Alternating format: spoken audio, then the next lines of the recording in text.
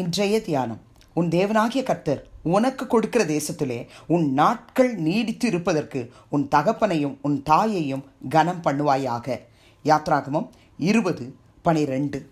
ஆண்டவரும் இரட்சகருமாகிய இயேசு கிறிஸ்துவின் நாமத்தினாலே இந்த காலை வேளையிலே இன்றைய தியான நிகழ்ச்சியின் வாயிலாக உங்கள் ஒவ்வொருவரையும் சந்திப்பதில் நான் கிறிஸ்துவுக்குள் மிக்க மகிழ்ச்சி அடைகிறேன். பிரியமானவர்களே, தேவனாகிய கர்த்தர் மோசேக்கு இஸ்ரவேல் ஜனங்களுக்கு கொடுக்கும்படிக்கு 10 கற்பனைகளை கொடுக்கிறார்.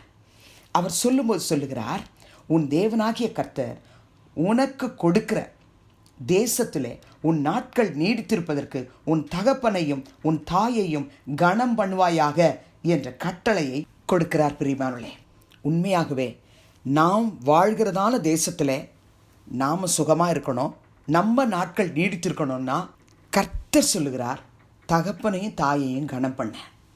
தகப்பனையும் தாயையும் கனம் பண்ணாதவர்களுடைய நாட்கள் நீடித்திருக்காது என்று சொல்லி நாம் விளங்கிக் கொள்ள வேண்டும். பிரியமானவர்களே, அப்போஸ்தலனாகிய பவுல் எபேசியருக்கு எழுதின நிருபம் 6ஆம் அதிகாரம் 1 முதல் 3 வரை உள்ள வசனத்திலே, பிள்ளைகளே, உங்கள் பெற்றாருக்கு கர்த்தருக்குள் கீழ்ப்படியுங்கள், இது நியாயம். உனக்கு நன்மை உண்டாய் இருப்பதற்கும் பூமியிலே உன் வாழ்நாள் நீடித்து இருப்பதற்கும் உன் தகப்பனையும் உன் தாயையும் கனம் பண்ணுவாயாக என்பதே வாக்குத்தத்தம் உள்ள முதலாம் கற்பனையாய் இருக்கிறது என்று எழுதுகிறார்.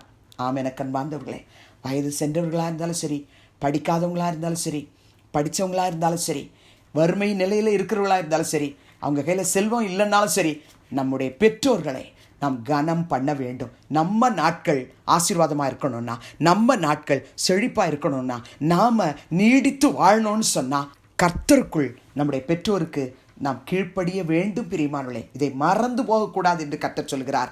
கொலோசியருக்கு எழுதின நிருபம் 3ஆம் அதிகாரம் 20ஆம் வசனத்திலும் கூட அப்போஸ்தலனாகிய பவுல் எழுதுகிறார், பிள்ளைகளே, உங்களை பெற்றாருக்கு எல்லா காரியத்திலேயும் கீழ்ப்படியுங்கள், இது கர்த்தருக்கு பிரியமானது என்று சொல்கிறார். கட்டளையாகவும் சொல்லுகிறார், இதுதான் கர்த்தருக்கு பிரியம் என்று சொல்கிறார். நீங்கள் உங்களை பெற்றோருக்கு நீங்கள் கீழ்ப்படுகிறீங்களா? அவங்கள கனம் பண்ணுறீங்களா அல்லது கனவீனம் பண்ணுறீங்களா? யாத்ராகமத்தில் மிக தெளிவாய் கர்த்தர் 21ஆம் அதிகாரம் 15ஆம் வசனத்திலே, தன் தகப்பனையாவது தன் தாயையாவது அடிக்கிறவன் நிச்சயமாய் கொலை செய்யப்பட கடவன் என்று சொல்கிறார். இன்றைக்கு பழைய ஏற்பாட்டின் காரியங்கள் எல்லாம் இருக்கும் என்று சொன்னார், நம்ம எத்தனை பேர் ஜீவனோடு கூட உலகத்தில் ஜீவிப்போம்? பிரியமானவர்களே, கிருபையின் காலத்தில் இருக்கிறதுனால தப்பித்துக் கொள்ளுகிறோம் என்று நினைத்து கொள்ள வேண்டாம். நிச்சயமாய் கர்த்தர் அவர்களுடைய கிரியைக்கு தக்க பலனை கொடுப்பார். யாத்ராகமம் 21ஆம் அதிகாரம் 17ஆம் வசனத்திலும் கூட, தன் தகப்பனையாவது தன் தாயையாவது சபிக்கிறவன் நிச்சயமாய் கொலை செய்யப்பட கடவன் என்று கர்த்தர் மோசே மூலமாய் இஸ்ரவேல் ஜனங்களுக்கு இதை கொடுக்கிறார். நீங்கள் உங்கள் தகப்பனை உங்கள் தாயை சபிக்கிறீங்களா? நிச்சயமாக அதுக்குரிய பலனை நீங்கள் பெற்றே தருவீங்க. பிரியமானவர்களே, தயவு செய்து பெற்றாருக்கு கனம் பண்ணுங்க. பெற்றாருடைய மனதை நோக செய்யும்படி அவளை அடிக்காதீங்க, சபிக்காதீங்க. நீதிமொழிகளின் புத்தகம் 1ஆம் அதிகாரம் 8, 9 ஆகிய வசனத்தில் சாலமோனுடைய தாய் சாலமோனுக்கு ஆலோசனை கொடுக்கும் பொழுது, என் மகனே, உன் தகப்பன் புத்தியை கேள், உன் தாயின் போதகத்தை தள்ளாதே, அவைகள் உன் சிரசுக்கு அலங்காரமான முடியும் உன் கழுத்துக்கு சரப்பணியுமாயிருக்கும் என்று சொல்லுகிறார்கள். உங்கள் வாழ்க்கையில் உங்கள் தகப்பன் புத்தியை, உங்கள் தாயினுடைய போதகத்தை தயவு செய்து தள்ளி போட்டுறாதீங்க. அதை கேளுங்கன்னு கர்த்தர் சொல்கிறார். உங்களுக்கு வேண்டிய எல்லா ஆசீர்வாதமும் அவர்கள் வாயிலிருந்து, கர்த்தருக்கு பயப்படுகிற பெற்றோர்கள் மூலமாக அவருடைய வாயிலிருந்து கர்த்தர் தருவார். பிரியமானவர்களே, நீதிமொழிகள் 15ஆம் அதிகாரம் 5ஆம் வசனத்தில் சாலமோன் ஞானி எழுதி வைத்திருக்கிறான், மூடன் தன் தகப்பன் புத்தியை அலட்சியம் பண்ணுகிறான், கடிந்து கொள்ளுதலை கவனித்து நடக்கிறவனோ விவேகி.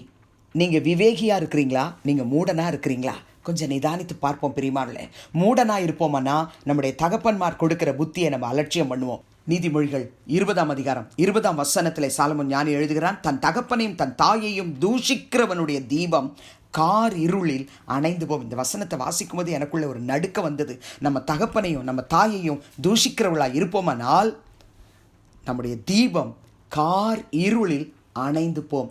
வசனம் நிறைவேறும். பிரியமானவர்களே, கொஞ்சம் பயமாக இருக்குல்ல?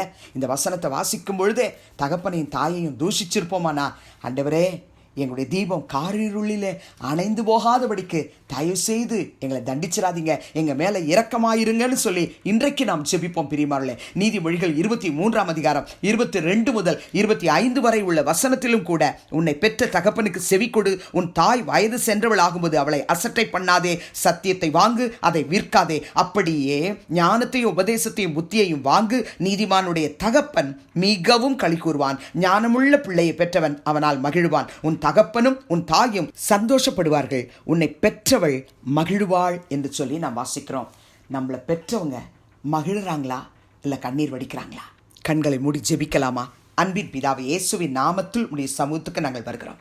எங்கள் தேவனாகிய கர்த்தர் எங்களுக்கு கொடுக்கிற தேசத்தில் எங்கள் நாட்கள் நீடித்திருக்க வேண்டுமானா எங்கள் தகப்பனையும் தாயையும் நாங்கள் கனம் பண்ண வேண்டும் என்று நீ சொன்னீரே. ஆண்டவரே, நாங்கள் கனம் பண்ணாமல் போன குற்றத்திற்காக எங்களை மன்னியும்.